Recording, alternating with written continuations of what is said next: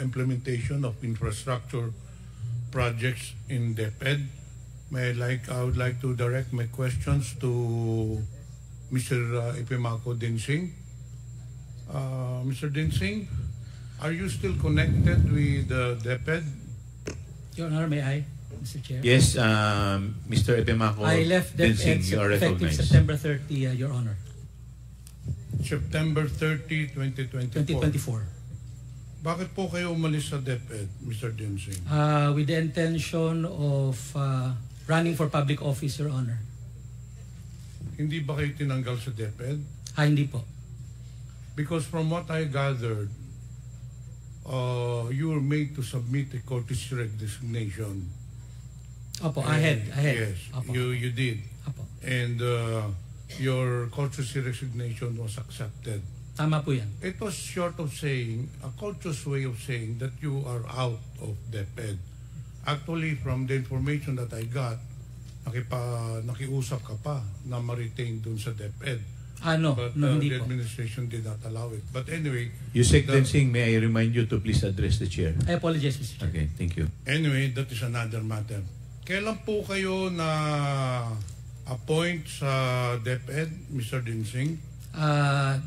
Effective, yung document is July 18, 2022, and I acted as Chief of Staff until December 31, 2022. July 18, 2022 to September 30, 2024. Papa.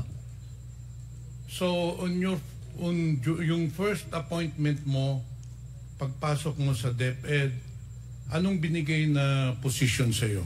Until December 31, Chief of Staff muna po ako. Dahil ina-arrange pa yung mga bagong appointees at the time. I was the first appointee at the time, Your Honor.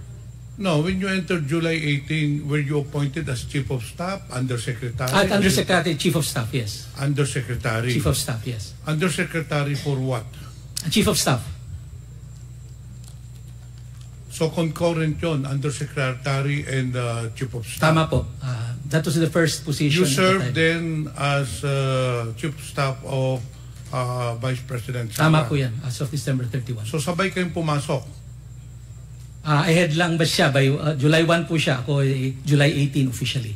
Aside from the DepEd portfolio, ano pang government service na napasukan mo na? Prior to DepEd, I was DILG Undersecretary. From what year?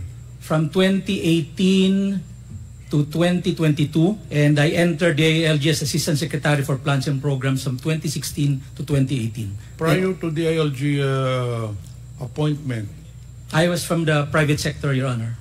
so in short, as a government public servant, you only served as DILG Assistant Secretary and DepEd Undersecretary. Tama po yan. 8 years in total, Your Honor. Aside from being a Chief of Staff, ano pa bang ang designation sa inyo? Nung first 6 months po, in office, yun lang po. Then when the matatag agenda was formulated, the form reform areas included infrastructure. So by January 31, during the basic education report, I was announced to take care of the infrastructure strand, newly created, Your Honor. So what does that cover? You were in charge of the school infrastructure and facilities. Tama po yun. Is this a division or the department? Or a program? Ano bang ibig sabihin itong It's school? a strand, Your Honor, like the curriculum and teaching strand, like the administration strand. So it's a policy level position, Your Honor. So what covers, anong mandato mo dito sa school infrastructure and facilities? It's to create policy on how infrastructure should be made, creating the long-term strategic direction. Nagkaroon kami ng comprehensive school infrastructure development plan for 2030. Then, coordination with DPWH, because the implementer of the new construction of DepEd is DPWH, not DepEd. Were you involved in the procurement of the school buildings? No, Your Honor. But you were in charge of the allocation of the budget of the school buildings. The identification, Your Honor. We have a committee to do that. And ikaw ang in charge doon sa identification. Ako ang in charge, pero sabihin, I had a committee created for the identification. Okay, ano ba ang mga programs dun sa school infrastructure and facilities? So it includes, Your Honor, new construction implemented by the DPWH. Then we have the school furnitures implemented by the regional offices. And we have the last mile school, electrification, water systems, and implemented by the division offices. So if you started in 2022, in short, you handled the budget for 2023 and also for 2024, hindi po ba? For the school buildings. For the 2023 po, hindi po. The school buildings was under the administration strand. So I only took over 2023. What was the budget? What was the budget of the 2023 school building program? The original budget was 5.9 billion. Yun po ang nasa NEP. And that was for 2023. 23 po. That i-explain ko yung original po. 5.9 billion sa NEP. It was only limited to 5th and 6th class municipality. Then pagdating po paglabas po ng GAA, nadagdagan po ng 9.7 billion. So a total of 15.6 billion 2023 GAA. For 2024? 2024 sa NEP po is 19.7. By when the GAA came out, it became 24.7 billion for 2024. So i-cover din ng SIF yung Basic Education Facilities Fund programs, hindi po ba? Opo. Tama po yun. So under din sa iyo yun? Ang alin po yung? Yung BEFF, the Opo. Basic Education When you say Facilities BFF, that's the programs. total infrastructure program. But there is a discrepancy. Sabi mo kanina, 19.7 billion ang NEP. allocated. NEP. But it states here that in the 2023 GAA, the amount of 23,417,897 pesos was appropriated in the GAA for 2023. Your Honor, that's BFF. So that includes new construction, which is 15.6 billion, my electrification, my water system, my repairs around 4.9 billion, and I think last mile school. So a total of 23 billion, Your Honor. So you were the one in charge for the identification. Tama po yun. Aside from the identification, ano pa ba ang mandato mo as Undersecretary? What exactly is your designation? Undersecretary for what? For operations, for administration? Starting 2023, Undersecretary for School Infrastructure and Facilities, starting 2023. So, sakop mo nga lahat ng mga school buildings. Tama po, tama po. Okay. So, you were the ones who decided sinong bibigyan ng school buildings kasi sabi mo kanina, ikaw ang nag-identify.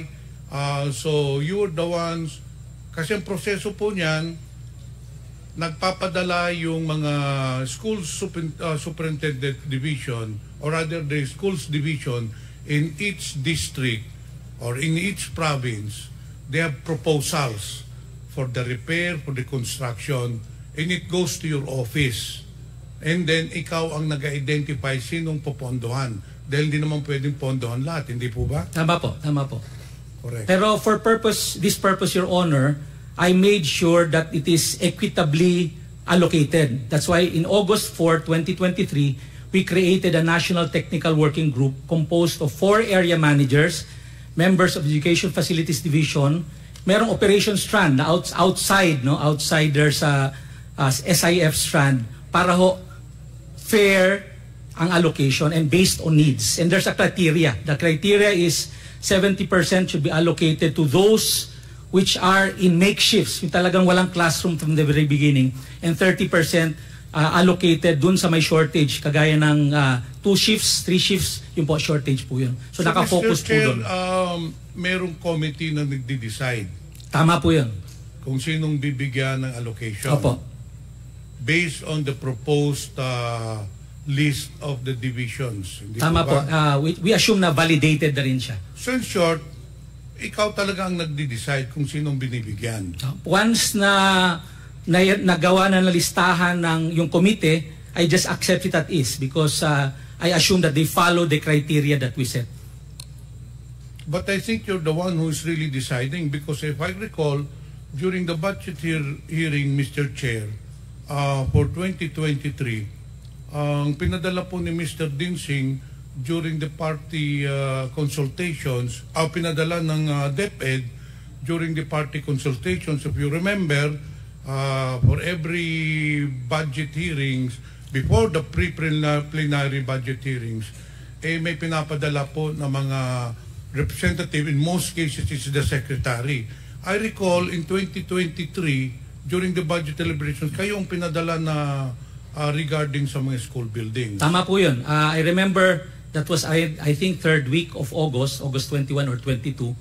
Tapos at that time, tapos na po yung listahan na ginawa ng National Technical Working Group.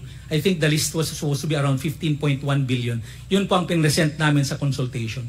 So in short, you really have a big role. You have the big role in identifying and allocating funds for the different divisions with regards to school buildings. Hindi po ba? Tama po, tama po. Ngayon, ang tanong ko, in the 2024 budget or the National Expenditure Program, there was an allocation for Surigao del Sur, in fact, 2 districts. One in the amount of 103 million pesos for, if I'm not mistaken, Tagbina National High School, and another 70 million pesos for Barubon National High School. But unfortunately, in fact, there was already a notice from DepEd to DPWH to conduct the biddings already. However, all of a sudden, the biddings were stopped because accordingly, the funds are not available. Paano po nangyari yun, Mr. Chair? Na nakalagay na nga doon sa National Expenditure Programs, pagdating doon sa 2024, nawala yung budget. Ang nangyari po noon, Mr. Chair, sabi ko nga, meron na identify na 15.1 billion yung National Technical Working Group, which we adopted as is. Yun po ang pinesent namin sa mga ating congressman. But Mr. Chair, it was already included in the NEP. Paano mawawala yun? Ang nangyari po, Mr. Chair, ganito, nung paglabas po ng General Appropriations Bill, yung 19.7 naging 24.7 billion, pero yung 14.7 billion nagkaroon po ng Annex A. In other words, these are the projects identified by the various congressmen. So, yung aming 15.1 nawala. So, since nawala siya, ang una namin ginawa, yung lahat ng may malalaking allocation ng 100 million pataas, yun ang una namin kinat para ma-allocate sa mga maliliit. So, yung aming 15.1 at that time naging 5.8 billion na lamang, lumiit po ng husto. So, Mr. Chair, in short, you took it upon yourself to cut the budget without notifying the congressmen. Sabi mo kanina, may mga identification mga congressmen. You took it upon yourself, being the head of the SIF, to cut the budgets of the different proposed school buildings. Ganun ba? That was because there's no more budget in the General Appropriations Bill. We had to cut for that everybody will also be allocated. So how did you decide, Mr. Chair, kung anong kapuputuli, anong tatanggalin doon, anong bibigyan? Well, ang decision lang muna is tanggalin yung mga malalaki, which is yung mga 100 million pataas, 80 million pataas. Because, Mr. Chair, as I already mentioned, the policy was really to go multi-story. Kasi wala na pong buildable space, kaya medyo malalaki po yung ating building ngayon to maximize buildable space. So, yun po ang nauna. Yung mga 100 million pataas, 80 million pataas. So, yung natira mga 50, 40 million, 2-story, 3-story. Ninyo yung multi-story, tinanggal ninyo dun sa district ko, Mr. Chair. Yun ang tinanggal ninyo. Well, and not only that, there was also a 200 million peso project in District 1 na tinanggal din ninyo. Hindi ako familiar in detail, pero I don't remember there's a 200 million school building in any school for that matter. You know what, Mr. Chair? I'll give you an explanation bakit ninyo tinanggal. Do you know a certain Mr. Greg Murillo? Yes, sir, Mr. Chair.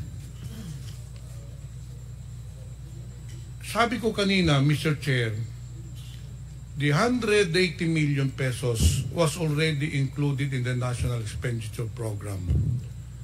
But upon bidding, it was recalled.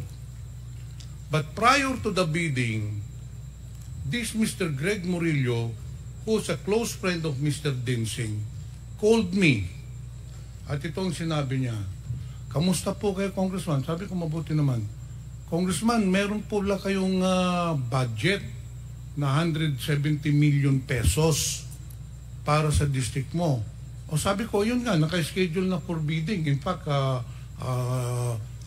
binibidding na yata. Sir, pwede daw muna, mag-usap daw muna kayo ni Mr. Dinsing. Those exactly the words of him, pwede tayo magharap-harap tayo, baka naman pwede makipagkita ka kay Mr. Dinsing. And sabi ko, para saan? Alam mo na, may pag-uusapan kayo. Right there and then, I already knew anong pag-uusapan. Si Mr. Dinsing hihingi ng komisyon. So, I told Mr. Greg Murillo, whom you admitted is your good friend, sinabi ko doon kay Mr. Murillo, why will I give money to Mr. Dinsing when this has already been allocated in the National Expenditure Program? So, I did not entertain that anymore. And Mr. Chair, lo and behold, the funds did not come through. Kinancel yung bidding and then nawala na nga because I did not come across to the request of Mr. Dinsing na humingi siya ng komisyon. And not only that, Mr. Dinsing, hindi lang akong biktima niyan. Marami pong mga congressmen, and for the record, I want to put it in record, maraming mga congressmen na nagsabi din sa akin that you approach them. In fact, there is one congressman in Visayas that you were asking for 18% commission of the school buildings. Kasi ikaw nga ang nagdidesisyon kung sinong bibigyan, sino ang tatanggalan. In fact, it is on record. You just said kanina na ikaw ang nagdesisyon kung sinong tatanggalan, sinong bibigyan. Not only that, sometime last year or probably within this year, you met with some of the congressmen in Manila. I already talked to them. Humarap ka doon, may kasama ka pang contractor. Do you know a certain architect, Ralph Texon? Yes, yes, sir. Yes. Yung po ang kasama mo nung humarap ka sa congressman sa Manila. And just the same, you were implying, you were asking for a commission, hindi lang yun, sinabi mo pa na yung contractor mong gagawa, itong si Mr. Architect Ralph Texon. And that is the reason why, Mr. Chair, tinanggal si Mr. Dinsing sa DepEd. He did not resign. I knew from the very beginning that he will be taken out because there were already anomalies in the distribution and the allocation of school buildings program. In fact, Mr. Chair, nung pag-alis niya sa DepEd, may isa pang inipit na 34 million pesos sa Bislig Central Elementary School, which is in my district. Now, I will not mention anymore the name. One official of the new administration sa DepEd called me. Ano ang sabi sa akin, Mr. Dinsing? Kung meron ka bang project na 34 million sa Bislig Central Elementary? Sabi ko, meron. Ano, nakabidding na? Hindi, ini-stop nga eh.